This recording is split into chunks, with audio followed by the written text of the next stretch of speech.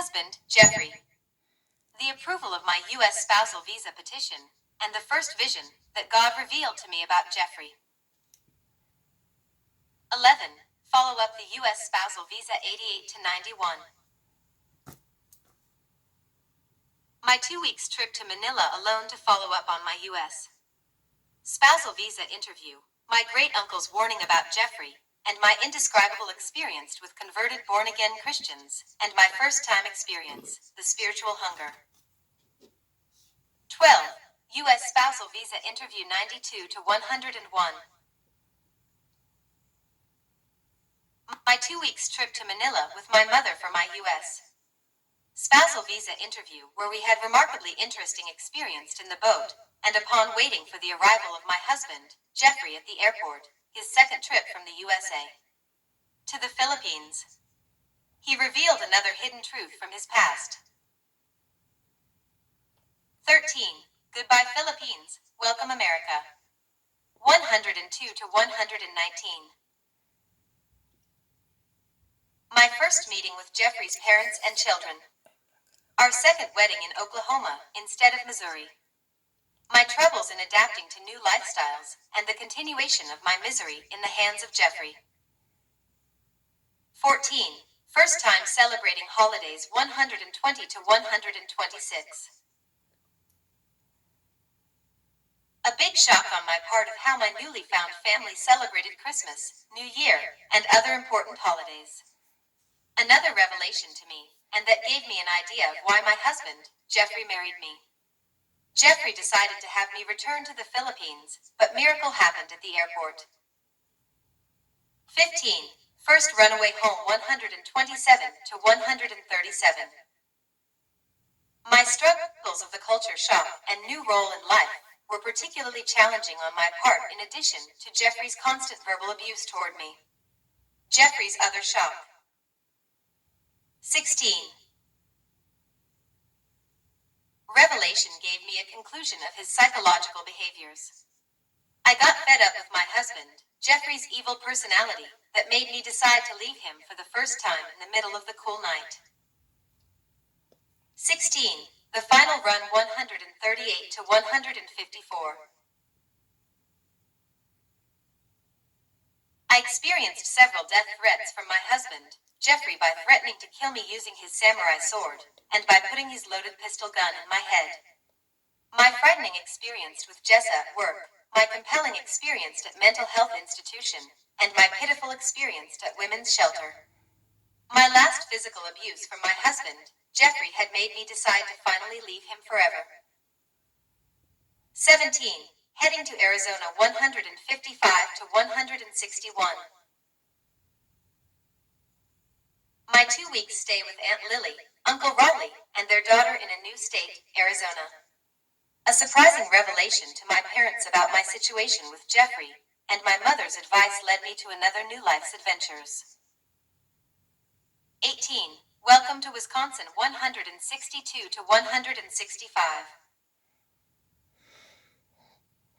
My very first time experience of flying the airplane alone from Arizona to Wisconsin for a new life, wishing to find a new hope while dealing with multiple problems. My father's great and inspiring message in his letter had motivated me to fight life and to achieve the great destiny that God has already prepared for me. 19. Lost Soul 166 to 177. Due to my multiple problems, like the upcoming expiration of my U.S. spousal visa that will cause my deportation, and my question of God's love to me, made me a wild and crazy woman who constantly chose the wrong path with men. My friend, Gloria in Missouri, had great news about Jeffrey. My short visit to my relatives in Los Angeles, California. God gave me a 17. Vision of a great life in Wisconsin ahead of me was the reason I declined the offer of a friend, a teacher's job position. 20. Gifts from God 178 to 196. My especially important divine appointment of Daniel through Yahoo Wisconsin chat room, a remarkably interesting first-time meeting, and overly exciting experience with Daniel at the small grassy hill in Pew's Nest in Baraboo, Wisconsin, changed my life dramatically.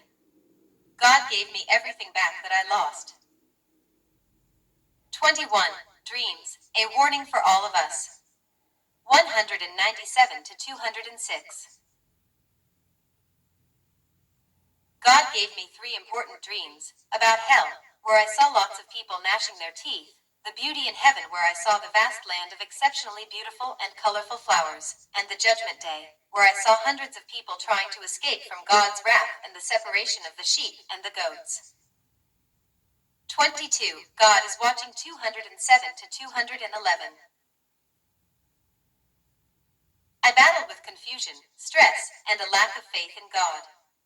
Despite my disobedience, God, Jesus intervened every time I experienced hardships in life. He used one of my loved ones to make an especially important decision in life with my new boyfriend, to get married. 23. God's greatest miracle 212 to 217. My terrible car accident with my 14-month-old toddler, Kara. The Toyota Corolla I drove was hit by a school bus filled with middle school students with a speed of 50 miles per hour.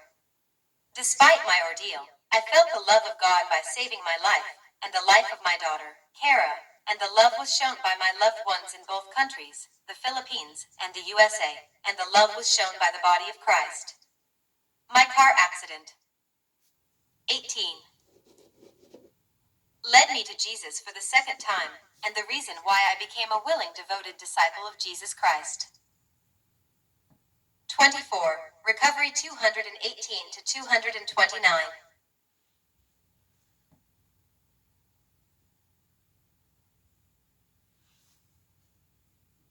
My 3-week stay at UW due to my car accident.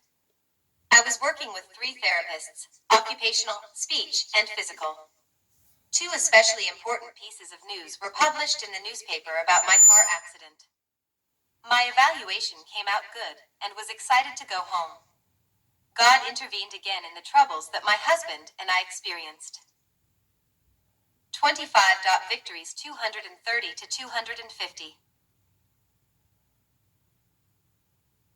I overcame so many hardships and won so many battles in life, not because I am a good or strong person, but because of my faith in God, Jesus, and His goodness overflows in my life.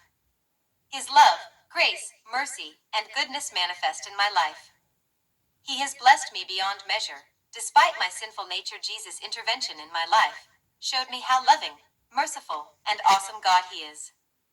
His great love and goodness made me decide to become His willing, devoted disciple until my last breath. 19.